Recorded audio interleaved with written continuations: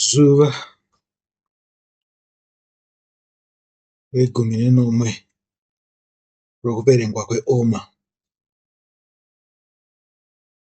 Tiri pana vhesi 36.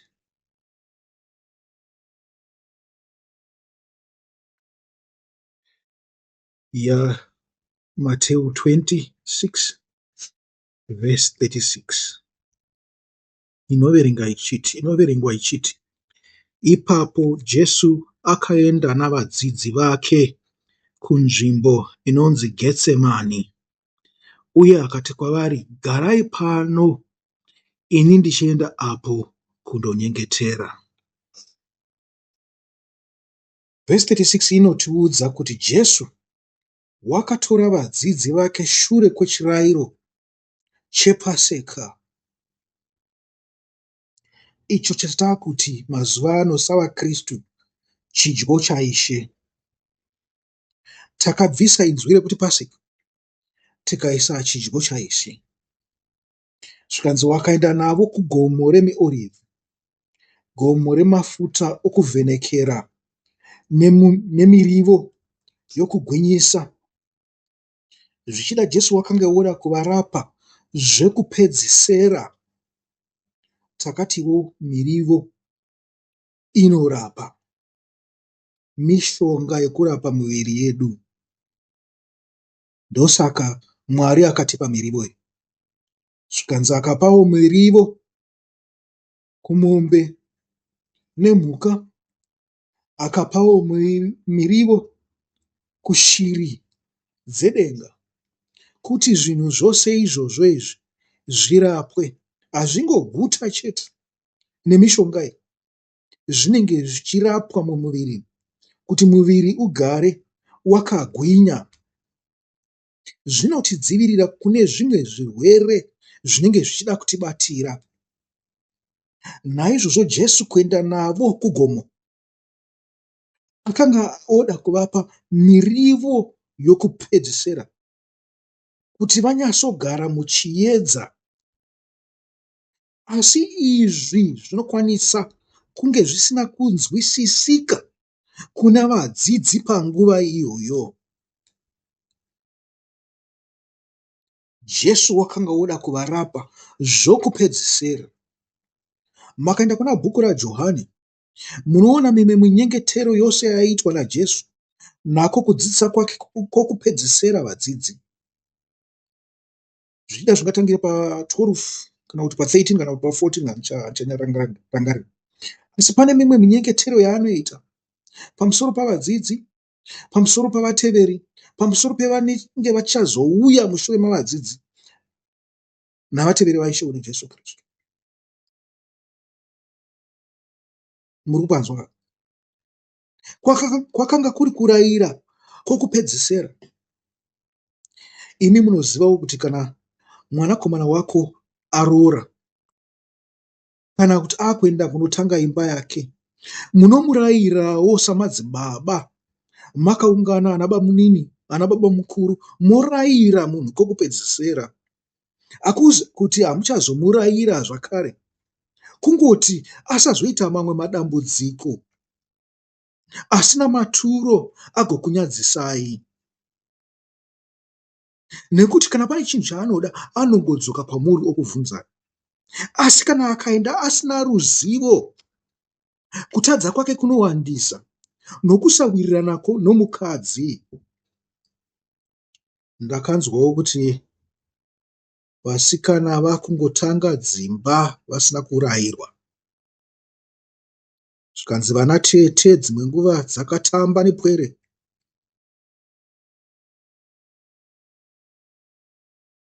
Zvikanzi havachanyatsorayira chaizvo chaizvo. Naizvozvo dzimba hadzisi kumira.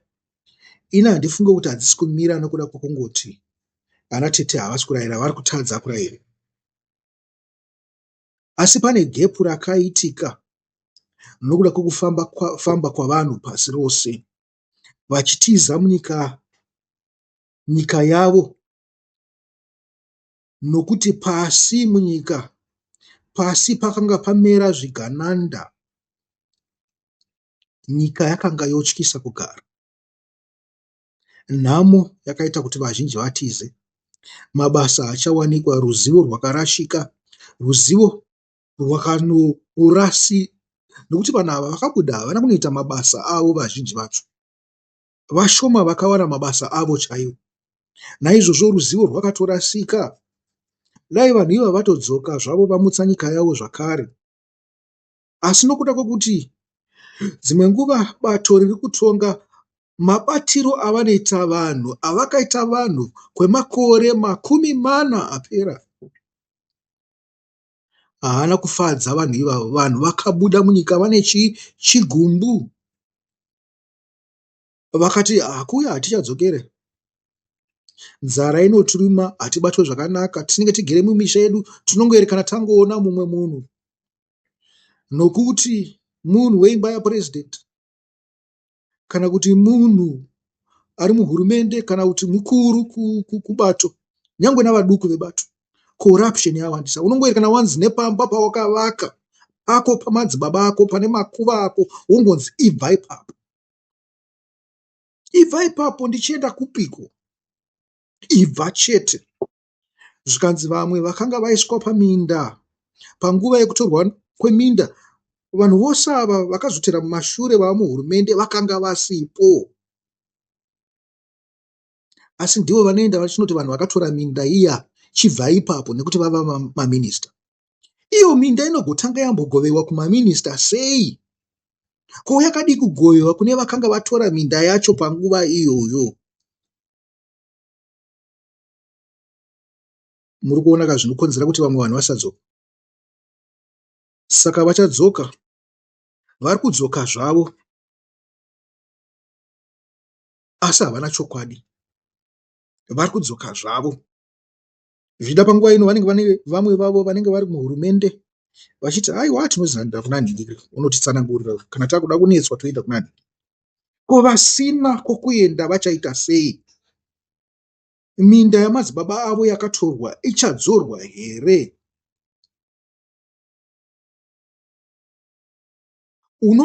Unondourayira vanhu vari kunze kwenyika kuti vadzoke kumusha, uyezve vachanobatwa zvakanaka. Ndiani?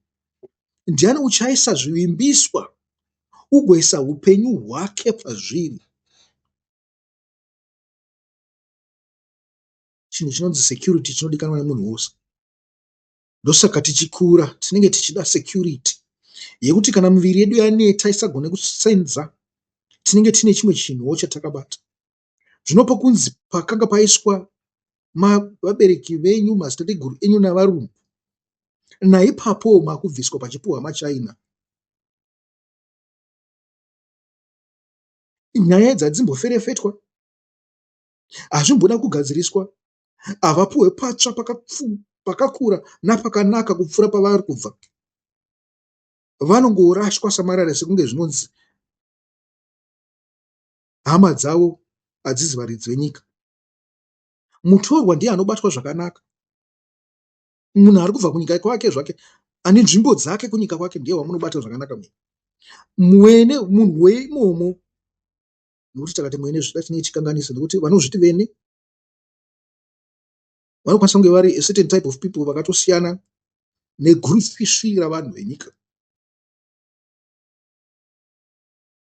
We must be correct ipapo, nokuti mabatiro anoitwa vanhu akasiyana zvichienderana nekuti wabuda mumba mani, uyezve unozivani. Vazhinji vari mubato rekutonga vakanga vari pasi apa vari kungochemawo zvimwe chetezvo, nokuchema kungoitawo vamwe vanhu veMDC neVetriple C. Saka dambudziko iguru.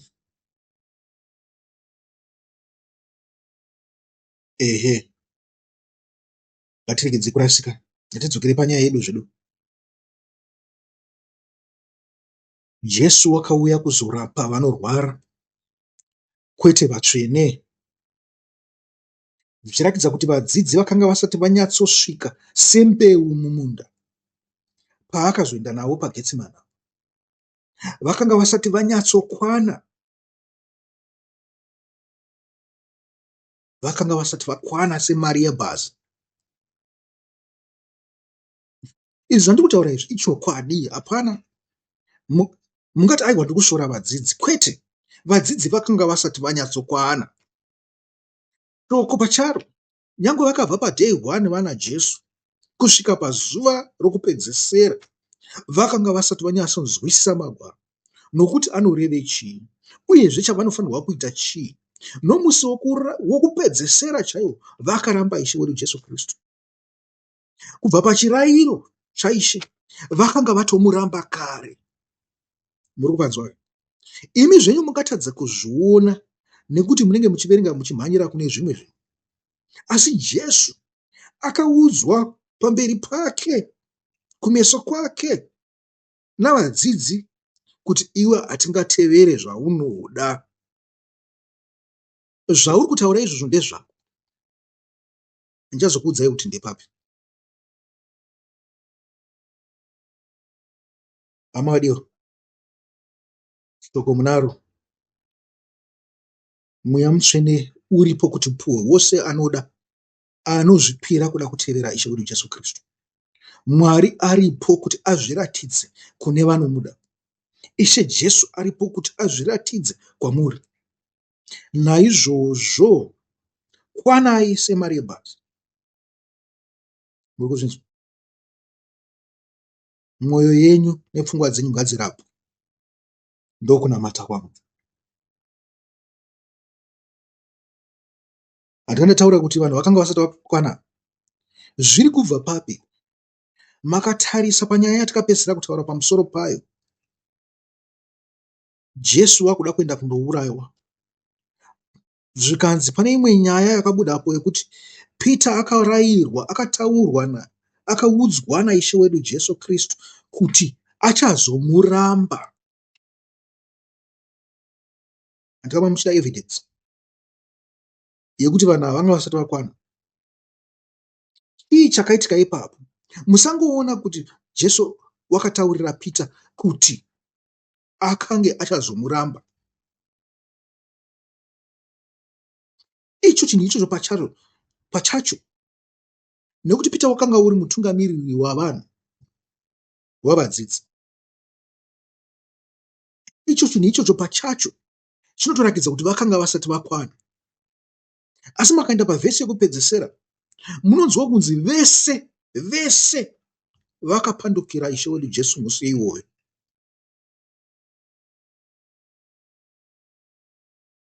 Ndikutaura pamusoro pavhesi 31 to 35. Musoro wenyaya yapo papo unoti Jesu unoudza Petro kana kuti Sifasi kuti uchazomupandukira kana kuti uchazomuramba. Kupera kwenyaya iyoyo kunotaura kuti vadzidzi vose vakatoramba Ishe wedu Jesu Kristu nomusi iwoyo. Nekuti munofanirwa kunzwisisa kuti Jesu ndiani. Musatarise mutumbi, musatarise nyoka iri padanda. Zvayakamirira ndo zvinokosha. Zvainoreva ndizvo zvinokosha. Munofanirwa kunzwisisa zvayakamirira nezvainoreva kuti murapwe, musarumwe naSatani mukafa.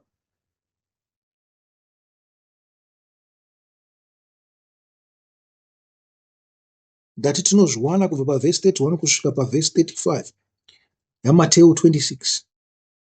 Apo Simoni navamwe vadzidzi vose vakaramba magwaro matsvene, uyezve vakaramba Ishe wedu. Saka vanhu ava vaiva vachiri kuda kurapwa zvokupedzisira. Tinozivawo kuti panguva iyi Judhasi Iskarioti wakanga asisipo pavakazoramba Ishe wedu, nokuti wakabuda panguva yechidyo kunoita basa rake. Muri kupanzwa? Saka musafunga kuti ndikureva Judhasi Iskarioti. Haaziye oga akaramba Jesu. Vose vakamuramba. Vakaramba magwaro matsvene, naizvozvo vakaramba Jesu.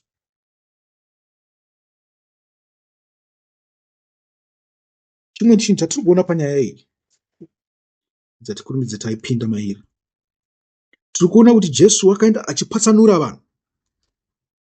Zvikanzi vanhu vaakabva navo pachidyo vakazondonamata ega.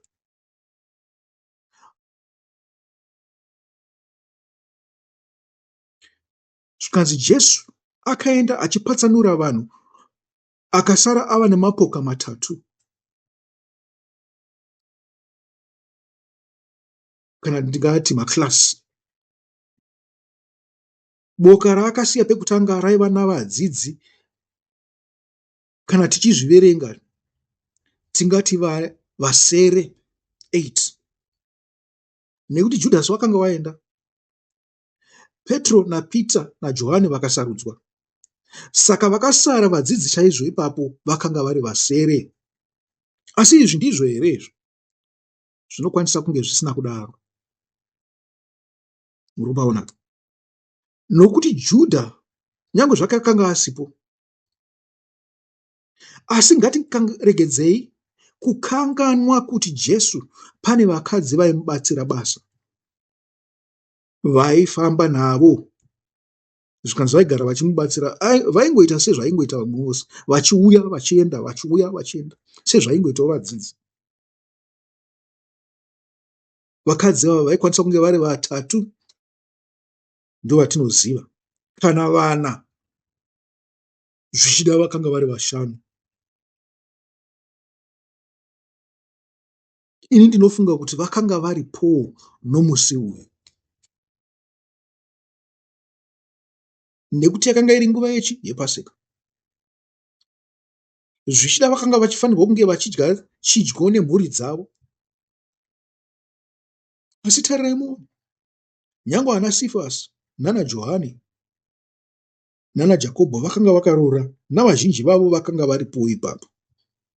Vaifanirwa kunodyawo Paseka nemhuri dzavo. Saka boka rose pamwe naJesu rakabva muimba yapamusoro, rakadya chingwa kana kuti chidyo pamwe naye, raikwanisa kuve rine vanhu 15 kana 16. Asi pakupatsanuka kwaro kana kupatsirwa kwaro naIshe wedu, rinokwanisa kunge rakasara nevanhu vanoita vasere kusvika pane 12. Ndiro boka raakasiya pekutanga. Tichiverengawo navakadzi vaye vatataura pamusoro payo, vaita ana Magdharina, Johana mukadzi waChuza naSuzana, zvikanzi vaishanda naJesu.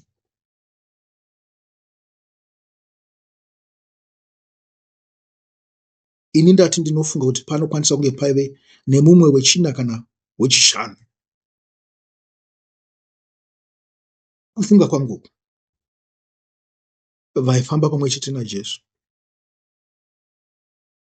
Pane chikonzero chekuti vakadzi vakanga varipo pachirayiro chaIshe. Pane chikonzero chaakazviitira izvo, asi tichazochiwana zvedu kana tatseketudza nyaya iyi. Boka rechipiri kubva pavanhu vana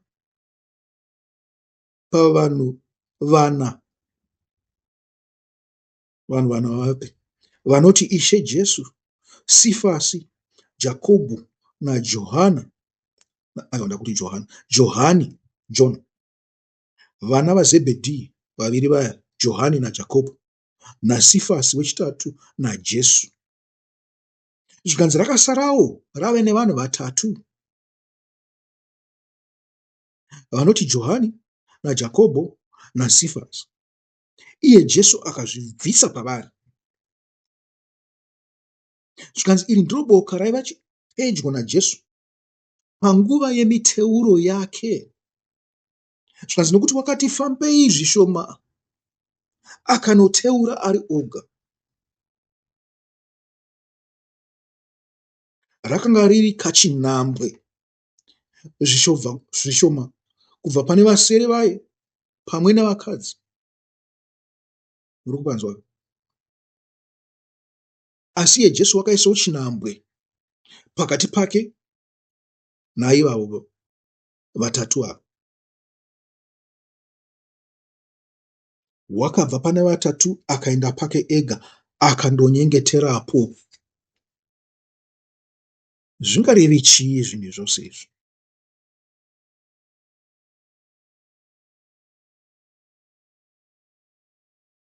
ini ndakazviti dhuu kufunga ndikawana zvinhu 2 kana 3, asi zvingarevewo zvinhu 5. Naiye Mwari ngaakubatsirei pakufungawo. Chekutanga zvingareve mastages kana kuti yatinoti progression, ndingati chiko muchishona. Kungava kuwandidzwa kwomunhu pautsvene hwake. Urikupanzwa? Izvi zvakafanana nezvatinotaura pamusoro petebhenekeri yaMwari. Pane zvinhu 3 kuti uzosvika panzvimbo tsvene. Tichiverengerawo nzvimbo tsvene tsvene. Nzvimbo tsvene tsvene ndiyo yekupedzisira. Vanoti vazhe yeimba yaMwari, iyo inoshandirwa navaprista vazhinji. Kunze kwavaprista vanenge varimo, kunowanikwawo atari yendarira yokupisira, kotiwo mudziyo wokushambidzira wakagadzirwa nezviringiso zvavakadzi. Zvichida ndosaka boka iri rina vakadzi kuti tigonzwisisa.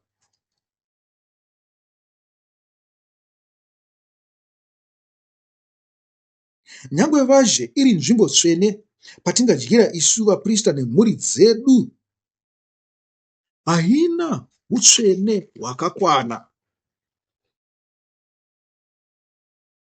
Haina utsvene hungasvika hwenzvimbo tsvene. Muri kupanzwa? Pakati pevazhe nenzvimbo tsvene pakanga pane chirembedzwa chakanga chiripo chekuti unopinda munzvimbo tsvene. Vamwe zvenyu mungaramba mukati aiwa vanhu vaingomhanya up and down vachipinda panzvimbo tsvene nekubuda. Asi ndozvandiri kutaura kuti nzvimbo dzakasiyana.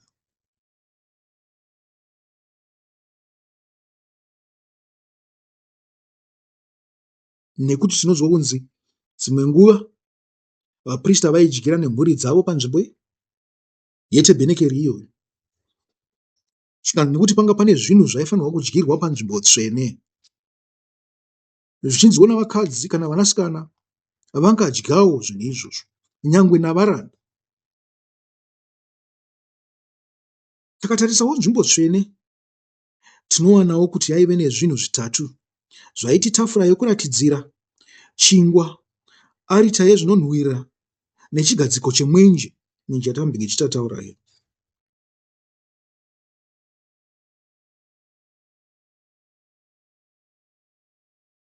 Iyi nzvimbo yainzi itsvene asi yaive iyo isina kana kuti ine kubwinya kwaMwari. Iyi nzvimbo yanga isina kubwinya kwaMwari, yakanga iri tsvene. Utsvene hwayo hwakanga hwakapfuura utsvene hwevazhe.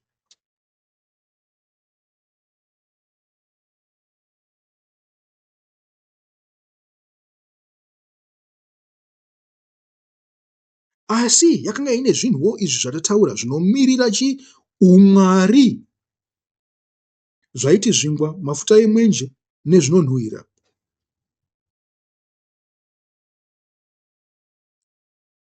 Murunzwa, zvaipisirwa, zvairatidzwa, zvakanga zviripo. Kupisira kungava kupfungaidzira, ehe, kana makazvitarisawo. Izvi zvinotiudzawo kuti ana Sifasi, Johani nana Jakobho vaive savaprista vaikwanisa kupinda panzvimbo tsvene, asi iri pamberi vakanga vasingakwanisi kuipinda. Nokuti Jesu wakanga uchiripo, ndiye chete aikwanisa kupinda panzvimbo iyi. Muri kuzvizwa? Jesu chete ndiye muprista wedu mukuru unotimiririra nokukwanisa kupinda panzvimbo iyi tsvene. Tsvene yava nzvimbo tsvene tsvene kaya. Makanga mune makanga mune areka namahwendefari mukati makanga mune kambiya kaiswa pasaidhi peareka kakanga kane mana uye zvine tsvimbo yaAroni yekutungamirira. Muri kuvanzwa? Asi zvimwe zvinhu zviviri zvakangoti garei nguva duku duku, kwakangozosara areka namahwendefa chete. Muri kuvanzwa kaipapo? Jesu ndiye unotimiririra pai? Panzvimbo tsvene. Progression youtsvene. Tichaendera mberi pazuva re19 nhasi tombokumira ipapo. Mwari akuitirei nyasha.